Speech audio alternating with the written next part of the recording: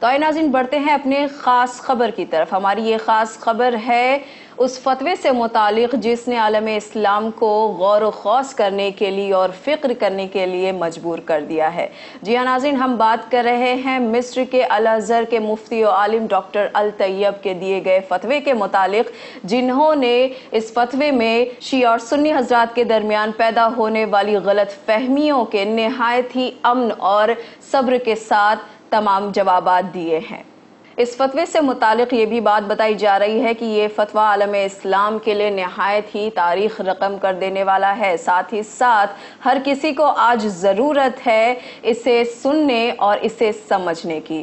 جی ناظرین، ہم بات کر رہے ہیں پچھلے دنوں ایجپشن چینل پر دیے گئے انٹرویو میں بتائے گئے وہ تمام سوالات کے جوابات جنہیں دیے تھے الازہر کے مفتی و عالم ڈاکٹر الطیب نے، اور اس ٹی وی چینل پر پوچھے گئے یہ سوالات اور ان کے جوابات کچھ اس طرح تھے۔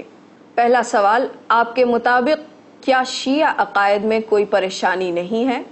الطیب نے کہا بالکل نہیں، بلکہ 50 سال پہلے شیخ محمود شلتوت جو کہ الازہر کے چانسلر بھی تھے، انہوں نے یہ فتویٰ جاری کیا تھا کہ شیعہ فقہ اسلامی فقہوں کا 5واں فقہ ہے، جیسے 4 فقہ اسلام میں پہلے سے ہی موجود ہیں۔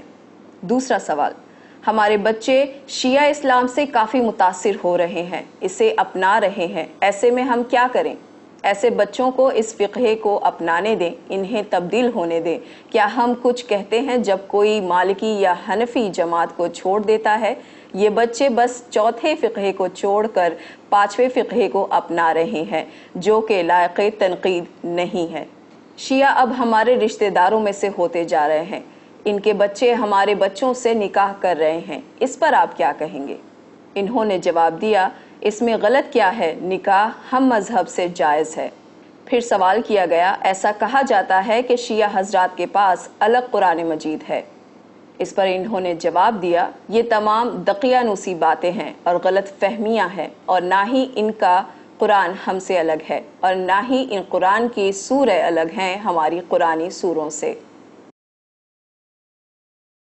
23 سعودی عرب کے علماء نے فتویٰ جاری کیا ہے کہ شیعہ کافر ہیں۔ الطیب نے جواب دیا، مسلمانوں کے لیے فتوے جاری کرنے کی الازہر کے پاس ہی اتھارٹی ہے، اس لیے اس کے علاوہ جاری ہونے والے سارے فتوے بے معنی اور جعلی ہیں۔ تو پھر آخر فرق کہاں باقی رہا؟ شیعہ اور سنی میں کیا فرق ہے اور ان کے کیا معنی ہیں؟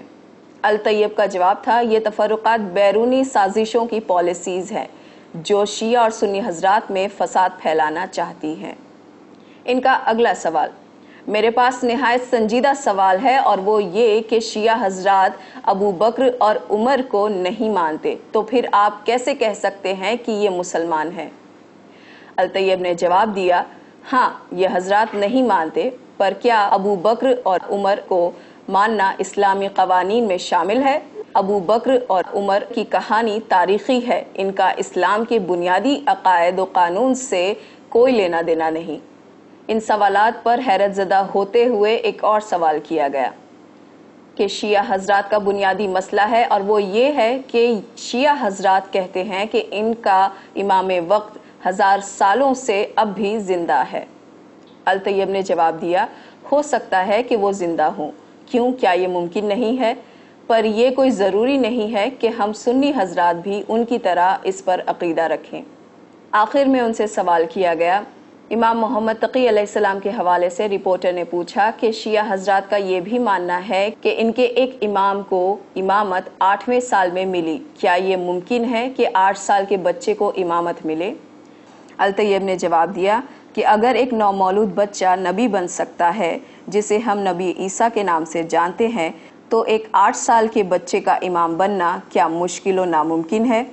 اور یہ بات کوئی عجیب بھی نہیں، حالانکہ ہم اہل سنت حضرات اسے تسلیم نہیں کرتے، پر شیعہ حضرات کا یہ عقیدہ اسلام سے باہر کا نہیں ہے، اور نہ ہی اسلام کو اس سے خطرہ ہے، اور یہ حضرات مسلمان ہیں۔